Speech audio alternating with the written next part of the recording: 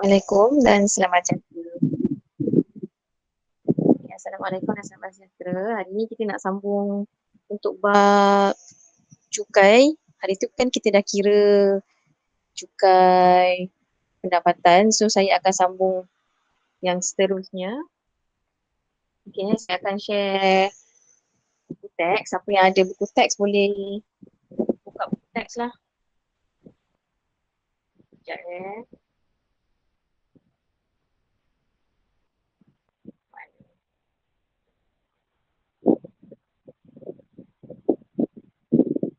Mau buka buku teks, sambung yang buku surat. Okay, buku teks.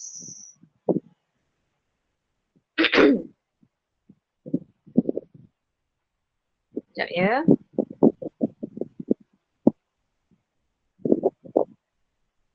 Okay, saya harap korang boleh tengok dan boleh nampak.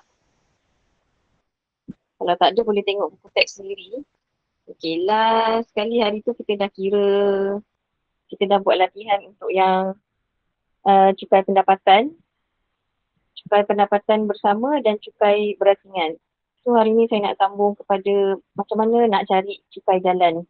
Okay, cukai jalan ni simple je daripada cukai pendapatan tu dia complicated sikit. Kalau cukai jalan, kalau macam cukai pendapatan dia kita kena ada pelepasan, lepas tu yang menderma apa semua tu kan. Okay, korang tengok dekat muka surat 111, macam mana nak kira cukai jalan. Okay, ni ditetapkan berdasarkan capacity engine lah. Capacity engine tu kalau kereta saya contohnya 1.1500 cc kan. Kalau yang bawa motor tu dia tahulah 850 ke 150 ke. Lagi tinggi cc satu kenderaan tu maknanya lagi banyak lah kena bayar. Okay, road tax lah. Macam tu lah lebih kurang. Okay. Contoh 6, pusat 111 saya terus pergi kat sini ni. Korang boleh tengok. Okay. Dia nak kira Encik Chong ni dia ada motor 260cc.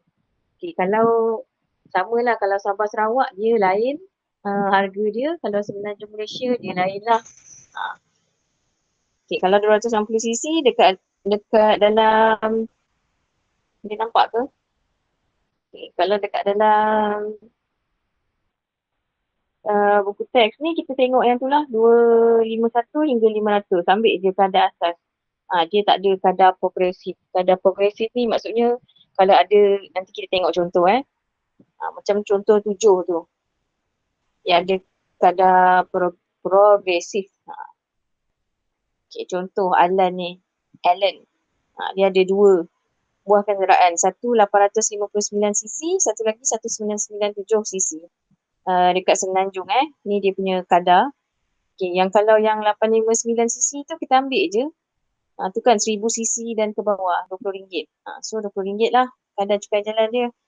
Kalau 1997, okay, kita akan ambil yang bawah sekali, kolom bawah sekali kan. 280. Lepas tu kadar progresif, yang ni macam biasalah korang akan kira macam yang insurer dulu-dulu tu kan. 1800cc, yang selebihnya tu dia akan darab dengan 50 sen. Contoh dia ada 1997cc kan. Lebih daripada 1800. So sebab itulah dia tolak 1997, tolak 1800. Darab dengan 50 sen. So dia tambah dua-dua tu dapatlah dia punya road tax 378 50 sen. Cukai jalan. Okey, tu untuk nak kira cukai jalan. Okay, seterusnya saya nak pergi kira cukai pintu pula. Cukai pintu ni dia pihak berkuasa tempatan lah yang tetapkan berdasarkan lokasi dengan jenis hartanah. Lokasi tu kalau dekat bandar tu lagi mahal lah kena bayar kan. Okay, dia punya formula yang tu je. Jumlah cukai pintu, kadar dia berapa dengan nilai tahunan. Nilai tahunan tu adalah anggaran sewa bulanan darab 12 bulan. Mana dia dapat anggaran sewa bulanan ni? Anggaran sewa bulanan ni, kejap korang nampak ke tak? Saya tak tahu boleh conteng ke tak. Macam tak boleh. Tak apa.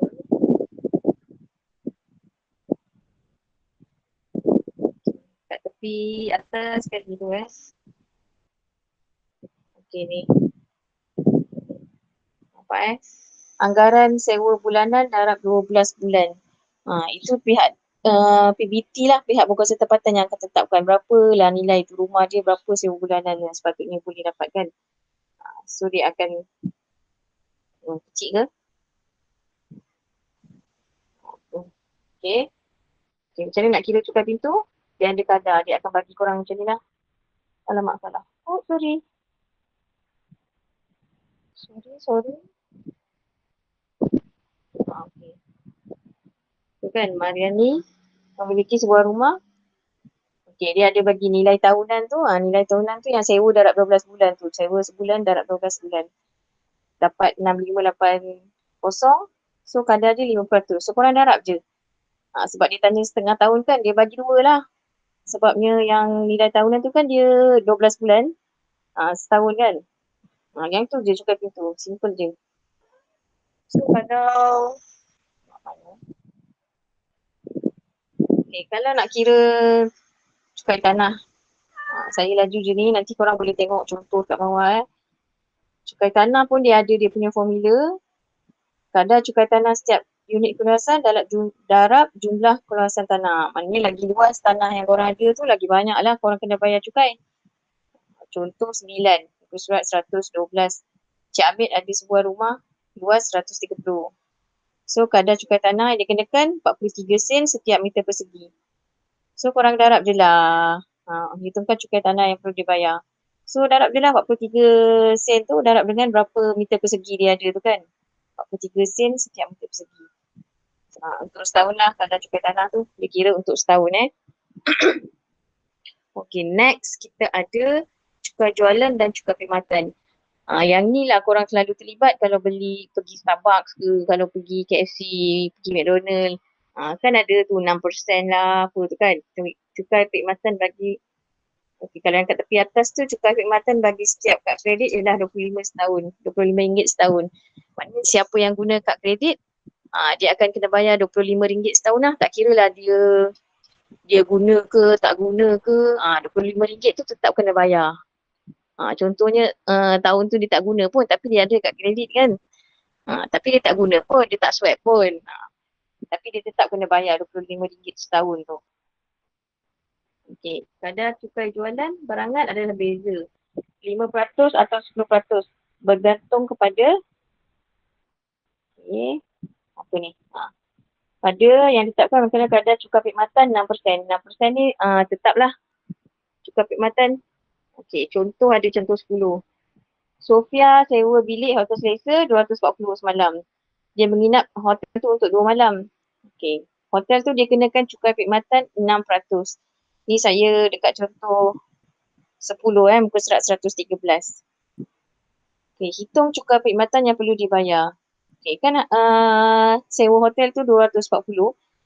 Dia sewa 2 malam so darab dengan 2. So berapa dia punya cukai perkhidmatan? 6% kan? Darab dah dengan 6%. Dapatlah cukai perkhidmatan yang perlu dia bayar.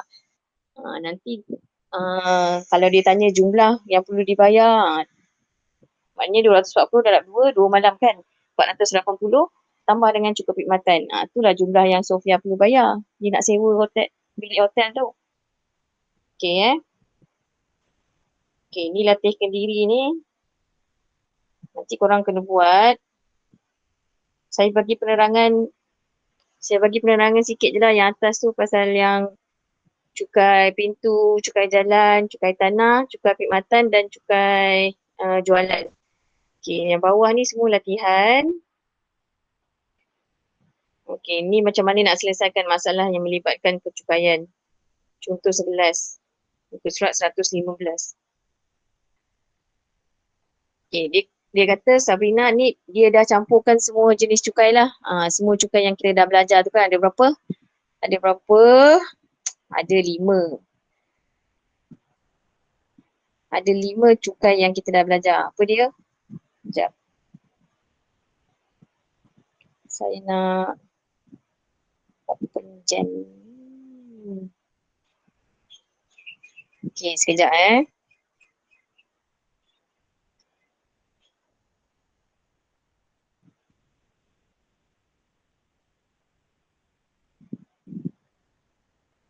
Sekejap.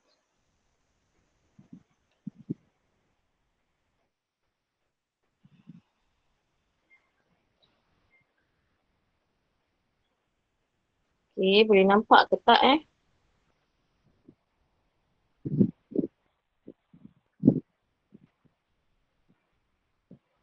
Boleh nampak tak board saya, board tu? Open on the jam board. Macam tak nampak kan? Okay, kejap Complicated. Mana?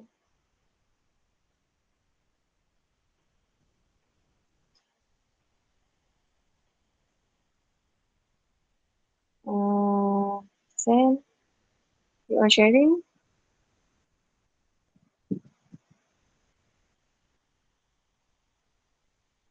Okay, nampak tak Jamboard. Tak nampak je kan? Sekejap sambil-sambil tu saya sebut je lah 5 cukai yang kita dah belajar tu adalah, satunya adalah cukai pendapatan, keduanya adalah cukai pintu, tadi yang kita dah kira kat atas kan. Lepas tu kita ada cukai tanah, cukai jalan, cukai jualan dan cukai perkhidmatan. Okay, lima jenis cukai yang kita dah belajar. Okay, dekat sini muka surat 115 ni dia akan selesaikan tak kisahlah mana-mana soalan yang dibagi tu.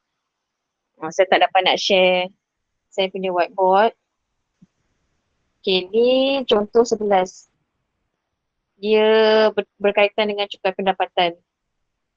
So, saya tak akan terangkan kat sini tapi saya minta korang tolong baca sendiri contoh 11, contoh 12. Ni semua pasal cukai pendapatan. Dia ada pelepasan cukai, pengecualian cukai. Nanti korang kena tengok balik kat atas tu. Kalau bayar zakat, pengecualian ke pelepasan kan. Okay, contoh 13. Okay, cukai perkhidmatan. Dia bagi contoh berkaitan dengan cukai-cukai lah yang kita dah belajar. Okay, ni latihkan diri, dah habis dah buat cukai. Ni saya cakap tadi, kesan pengelakan cukai. Kalau kita tak bayar cukai, apa yang akan berlaku? Biasalah undang-undang kan. Kita akan kena tindakan undang-undang lah. Dekat atas tu ada. Pengiraan melibatkan pelbagai cukai. Tadi dah tengok dah contoh macam mana nak kira cukai jalan, nak kira cukai pintu. Cukai jalan kena ingat Semenanjung Malaysia dengan Sabah Sarawak lain dia punya kadar. Bergantung kepada, kalau cukai jalan tu dia bergantung kepada capacity engine. Lagi besar kereta, lagi besar capacity engine, lagi mahal lah kena bayar. Okay, menyelesaikan masalah perundangan dan kewangan. Yang tadi tu lah saya beritahu. Okay, settle dah habis dah bab berapa ni Saya akan tinggal bab 4 Saya akan tinggalkan kerja. Lagi satu saya nak pesan. PDPR ni apa yang saya ajar time PDPR ni saya takkan ulang naik sekolah saya takkan ulang, tolonglah. Sebab saya takkan dapat kejar tajuk kalau saya ulang macam yang sebelum ni kan, saya ulang balik bab 1, bab 2. So korang tolong beli. Tengok rasul. Tolong bagi kerjasama. Sebab saya akan terus je buat apa yang saya dah berhenti masa PTPR, saya akan teruskan perjalanan saya. Okay, ni video saya akan masukkan dekat Google Classroom dengan latihan dalam teks lah. Saya akan ni dekat Google Classroom. Kalau ada masalah nanti next class kita akan bincang untuk latihan yang saya dah bagi hari ni. Okay. Contoh-contoh tu tolong baca sebab saya takkan nak terangkan dekat dalam Google Meet kan. Korang pun bosan je mendengar suara saya ni. So tolong baca, tolong fahamkan. Okay, itu saja untuk hari ni. Terima kasih. Assalamualaikum.